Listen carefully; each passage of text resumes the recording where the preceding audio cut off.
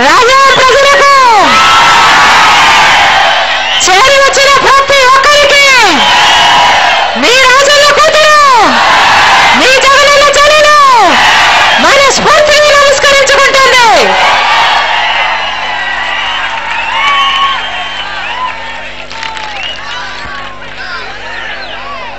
రాజశేఖర రెడ్డి గారు బతుకున్నప్పుడు మన రాష్ట్రం ఎంత కలకలలాడిందో నేను మీకు చెప్పనవసరం లేదు. ప్రతి రైతుకి ఒక భరోసా ఉండేది.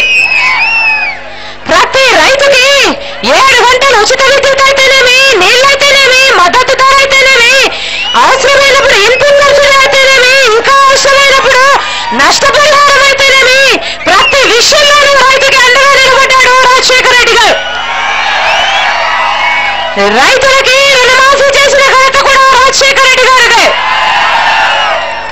ప్రతి ఒక్కరి గురించి ఆలోచన చేశాడు రాజశేఖర రెడ్డి గారు. రైతులైతేనేమి, మహిళలైతేనేమి, విద్యార్థులైతేనేమి, ఉద్యోగస్తులైతేనేమి, వృద్ధులైతేనేమి, బీసీలైతేనేమి, మైనారిటీలైతేనేమి, ఎస్సీలైతేనేమి, ఎస్టీలైతేనేమి, ప్రతి తెలుగువాడు సంతోషంగా ఉండాలని తప్పించారు రాజశేఖర రెడ్డి గారు.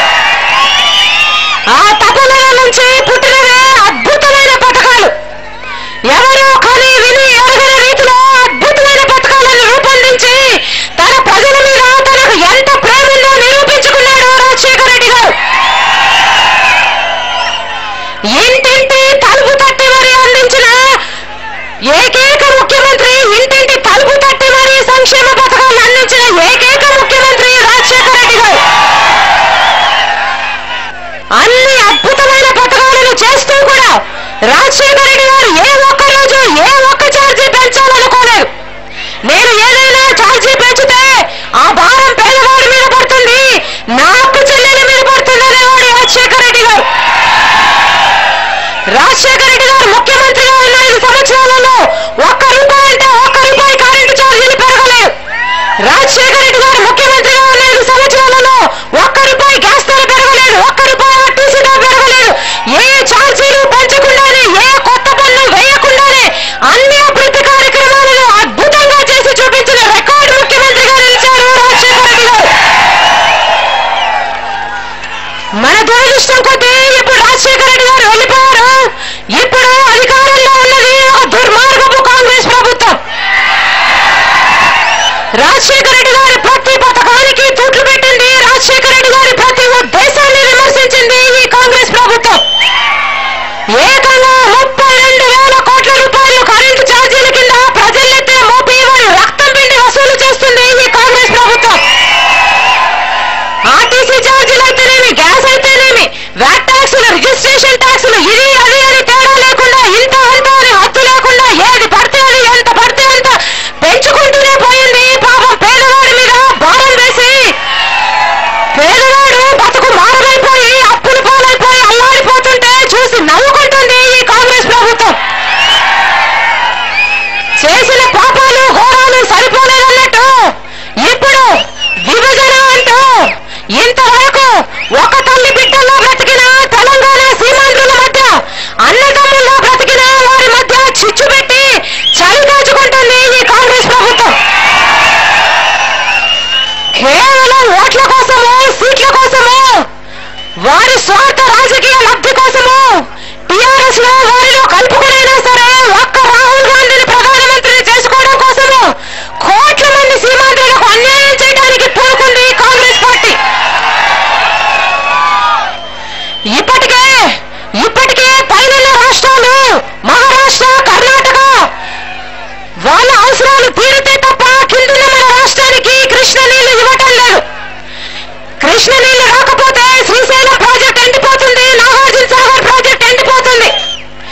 కృష్ణ ఆయకట్టు రైతాంగం అంతా పాపము దిక్కులేక సాగునీరు కాదు కదా, కనీసం తాగునీరు కూడా దిక్కుండదు. పోలవరం ప్రాజెక్టుకు జాతీయ హోదా కల్పిస్తామంటుంది కాంగ్రెస్ పార్టీ. కానీ మధ్యలో ఇంకో రాష్ట్రం వచ్చి గోదావరి నీళ్లు అడ్డుకుంటే పోలవరం ప్రాజెక్టును ఏ నీళ్లతో నింపుతారు? కాంగ్రెస్ పార్టీ సమాధానం చెప్పాలి.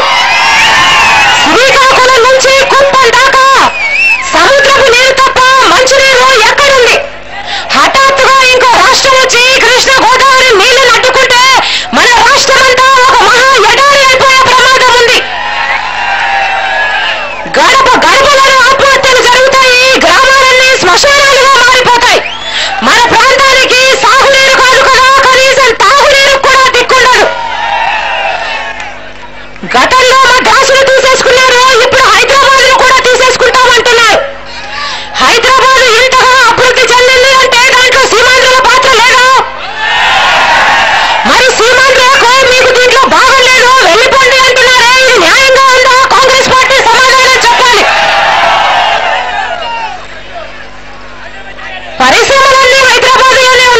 ఉద్యోగాలన్నీ హైదరాబాద్ లోనే ఉన్నాయి.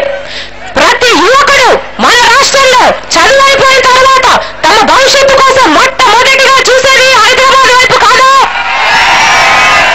అలాంటప్పుడు ఈ యువకులంతా, చదువుకున్న వారంతా తమ ఉద్యోగాల కోసము ఎక్కడికి వెళ్ళాలి? వారిని కష్టపడి చదివించి, చెమటోచి చదివించి వారి మీదే ఆశలు పెట్టుకునే వారి తల్లిదండ్రులంతా ఏమైపోవాలి? కాంగ్రెస్ పార్టీ సమాధానం చెప్పాలి. కేవలం 10 ఏళ్లలో హైదరాబాద్ లాంటి రాజధాని కట్టుకొని వెళ్ళిపోండి అంటున్నారే. హైదరాబాద్ అభివృద్ధి చేయడానికి 60 ఏళ్లు పడితే కేవలం 10 ఏళ్లలో హైదరాబాద్ లాంటి రాజధాని కట్టుకోవడము ఎలా సాధ్యమవుతుంది అనుకున్నారు? కాంగ్రెస్ పార్టీ సమాధానం చెప్పాలి. ఇప్పటికీ మన రాష్ట్ర బడ్జెట్ లో కేవలం ఒక్క హైదరాబాద్ నుంచి వచ్చే ఆదాయము 50% పైనే. ఇంత ఆదాయం ఒక్కసారిగా రాకపోతే సీమాంధ్రలో ఉన్న వారికి జీతాలలో ఇచ్చుకోవాలి, ఫీజు రీంబర్స్మెంట్ అయినా, ఆరోగ్యశ్రీ అయినా, పక్కా ఇళ్ల పథకమైనా, ఆఖరికి బియ్యం పథకమైనా, పెన్షన్లైనా ఇచ్చుకోవడానికి డబ్బు ఎక్కడి నుండి వస్తుంది? కాంగ్రెస్ పార్టీ సమాధానం చెప్పాలి. ఒకవైపేమో కృష్ణ గోదావరి నీరు నాపేసుకుంటారట, ఇంకో వైపేమో హైదరాబాద్ లో కూడా ఇవ్వరట, సంక్షేమ పథకాలు నడిపే దారి చూపరట, కానీ విభజన మటుకు చేస్తారట. అంటే సీమాంధ్రలో ఉన్నవారు బ్రతకాలని మీ ఉద్దేశమా, లేక బ్రతకలేక ఆత్మహత్య చేసుకున్నా పర్వాలేదు అనుకున్నారా? ఏమిటి మీ ఉద్దేశం? కాంగ్రెస్ పార్టీ సమాధానం చెప్పాలి. పోనీ ఈ ముఖ్యమంత్రి గారు ఏమైనా సమాధానం చెప్తారా అనుకుంటే కిరణ్ కుమార్ రెడ్డి గారు ఇంత అన్యాయం జరుగుతున్నా, కోట్ల మంది ప్రజలకు ఇంత గొప్పగా, ఇంత ఘోరంగా అన్యాయం జరుగుతున్నా జిష్టిబొమ్మలాగా నిల్చొని చూస్తున్నాడు తప్పితే ఈ రోజుటి వరకు ఆయనలో ఏ చలనమూ లేదు. కాంగ్రెస్ పార్టీ మన రాష్ట్రాన్ని చీల్చబోతుంది అన్న సంగతి కిరణ్ కుమార్ రెడ్డి గారికి ఎప్పుడో తెలుసు. అయినా అడ్డు చెప్పలేదు. కేవలం ఆయన పదవికి బోకా వస్తుందని, ఆయన పదవి పోతుందేమోనని అడ్డు చెప్పలేదు. ఆఖరికి దిగ్విజయ్ సింగ్ గోప్యంగానే ఉంచారు. ఈయనే సమాధానం చెప్తారు. చేయాల్సిన అన్యాయం అంతా చేసేసి ఆఖరికి ప్రజలు తనెక్కడ సమాధానం చెప్పమంటారోనని ప్రజలు అడగాల్సిన ప్రశ్నలన్నింటినీ మళ్ళీ కిరణ్ కుమార్ రెడ్డి గారే ప్రజలు అడిగారంటే ఇంకా ఇలాంటి ముఖ్యమంత్రి గారి దగ్గర నుంచి ఏదైనా సమాధానం వస్తుందో? పెద్ద పదవుల్లో ఉన్నారు ముఖ్యమంత్రి గారు, పిసిసి బొత్స గారు, మంత్రి గారు, ఇక్కడ చెందిన మంత్రి గారు, మంత్రులు, కేంద్ర మంత్రులు, ఇంతమంది సీమాంధ్రలో ఉండి కూడా వీళ్ళ ఒంట్లో ప్రవహిస్తున్నది రక్తమా లేకపోతే ఇంకేదైనా? ఏ మాత్రం రోషన్ లేకుండా కోట్ల మంది ప్రజలకు న్యాయం జరుగుతున్నా కూడా ఢిల్లీ దర్బార్లో తెలుగు ఆత్మగౌరవాన్ని తాకట్టు పెట్టి వంగి సలాం చేస్తూ వాళ్ళ పదవులు కాపాడుకుంటున్నారే తప్ప ప్రజల గురించి, ఓట్లేసి గెలిపించిన ప్రజల గురించి ఒక్క క్షణం కాకపోతే ఒక్క క్షణమైనా ఈ నాయకులు ఆలోచన చేశారా? వీళ్ళలో నాయకులు అనాలా లేకపోతే దుర్మార్గులు అనాలా? ఒక పక్క పాలక పక్షము ఇంత అధ్వానంగా ఏడిస్తే మరో పక్క ప్రతిపక్షము మన ప్రధాన ప్రతిపక్ష నాయకుడు చంద్రబాబు గారిలో కూడా ఏ చలనమూ లేదు. ఎలా ఉంటుంది? అసలు ఈ విభజనకు కారణమే చంద్రబాబు గారు. తెలంగాణ ఇచ్చేసుకోండి అని తెలంగాణకి అనుకూలంగా ఒక బ్లాంక్ చెక్ వీరు సంతకం పెట్టి ఇచ్చేసినట్టు తెలంగాణకు అనుకూలంగా లేఖలు రాసి ఇచ్చేశారు చంద్రబాబు గారు. ఈ రోజు కాంగ్రెస్ పార్టీ మన రాష్ట్రాన్ని విభజించే సాహసం చేస్తుంది అంటే దానికి కారణము చంద్రబాబు గారు విభజనకు పలుకుతున్న మద్దతు. హత్య చేసి ఆ శవం మీద పడి వెక్కి ఏడ్చినట్టుంది. చంద్రబాబు గారు తెలంగాణకి అనుకూలంగా లేఖనిచ్చేసి మళ్ళీ ముసలి కన్నీళ్లు కారుస్తూ యాత్రలు చేయడం. తెలుగుదేశం పార్టీతో సహా 5 పార్టీలు విభజనకు మద్దతు పలికితే 3 పార్టీలు YSR Congress party, MIM, CPM ఎప్పుడూ విభజనకి మద్దతు పలకలేదు, ఎప్పుడూ విభజించాలని కోరలేదు. చంద్రబాబు గారికి ఏ మాత్రం చిత్తశుద్ధున్నా, ఆయనలో ఏ మాత్రం నిజాయితీ ఇంకా మిగిలినా ఇప్పటికైనా ఈ 3 పార్టీల పక్షాన 4వ పార్టీగా నేను కూడా తెలంగాణకి వ్యతిరేకమే అని చెప్పి కోట్ల మంది ప్రజలకు క్షమాపణలు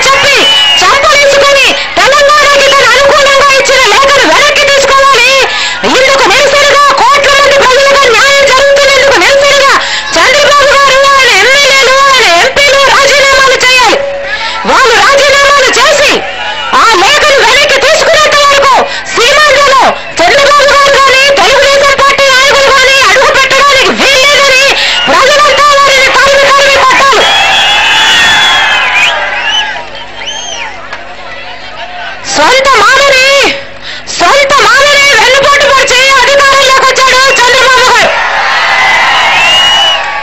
ఆయన పార్టీని, ఆయన కుర్చీని లాగేసుకున్నాడు. 9 సంవత్సరాలు ముఖ్యమంత్రి కుర్చీలో కూర్చొని వ్యవసాయాన్ని దండగ చేసి ఛార్జీలు పన్నులు పెంచి పాపం పేదవాడి ఉసురు పోసుకున్నాడు చంద్రబాబు గారు.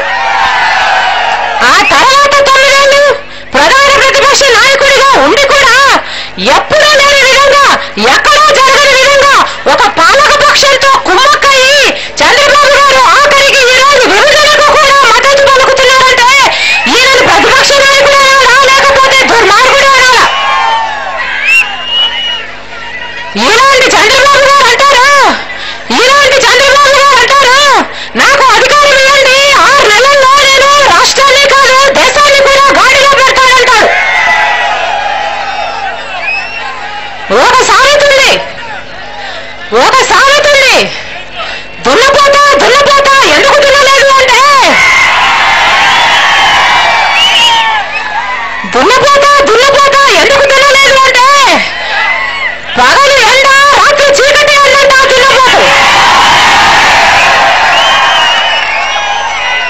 దున్నపోతు ఎప్పుడూ పనిచేయదు.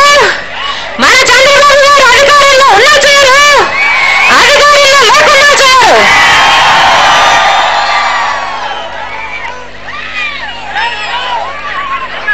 మన కర్మ ఏమిటంటే ఒకవైపేమో ఓట్ల కోసమో సీట్ల కోసమో తెలంగాణను తామే ఇచ్చామన్న క్రెడిట్ కోసమో కోట్ల మంది ప్రజలకు అన్యాయం చేయడానికి పూనుకుంది కాంగ్రెస్ పార్టీ. ఇంకోవైపేమో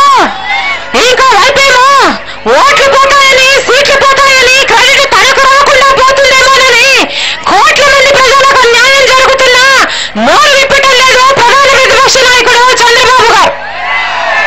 కాంగ్రెస్ టీడీపీలో కలిపి 2 పార్టీలు కలిపి మన రాష్ట్రాన్ని నాశనం చేయడానికి పూనుకున్నాయి.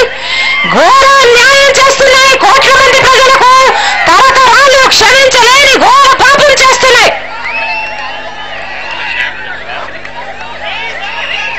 అమ్మ అంబులెన్స్ వస్తుంది, కొంచెం దారి అండి.